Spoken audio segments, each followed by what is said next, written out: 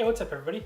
I could not think of an intro for this review because this movie doesn't really have a strong narrative, but I'll get to that later. This movie was really good.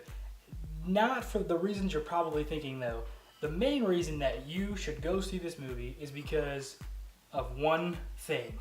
Two words, one actor, Thomas Hardy.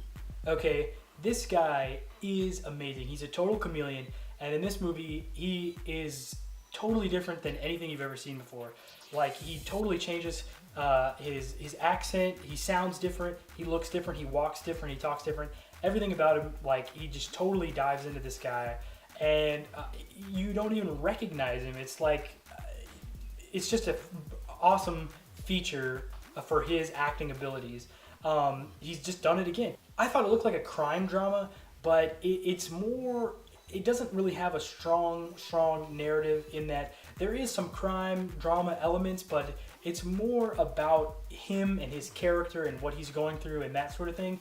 And the conflict and the tension really just come from him like doing things. It's more of like a sequence of events, and there's this really thin story that's kind of connecting the whole movie together. There's like the overall conflict, but it's mostly about these sort of small encounters that he has. That's the weakest element of the film is the actual story. It's not like the most interesting. It's definitely not action-packed or anything like that, which I wasn't expecting that, but it just wasn't super like impactful, the story.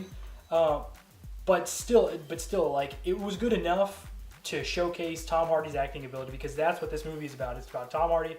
Everybody else was good at James Gandolfini.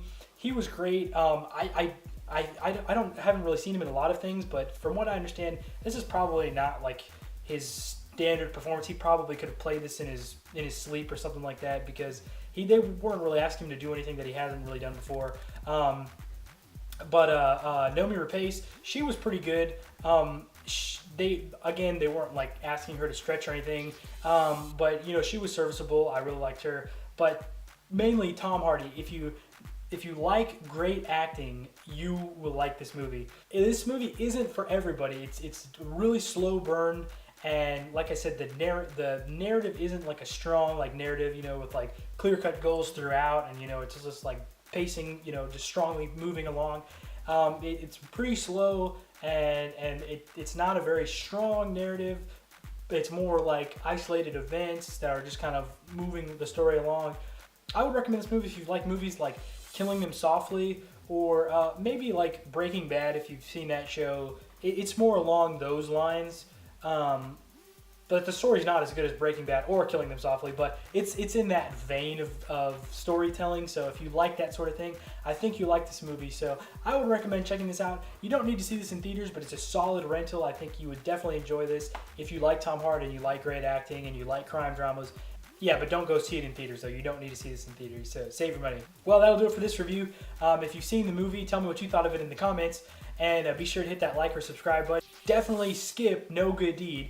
You can watch that review on my channel right now. That'll do it for me, and I will see you next time.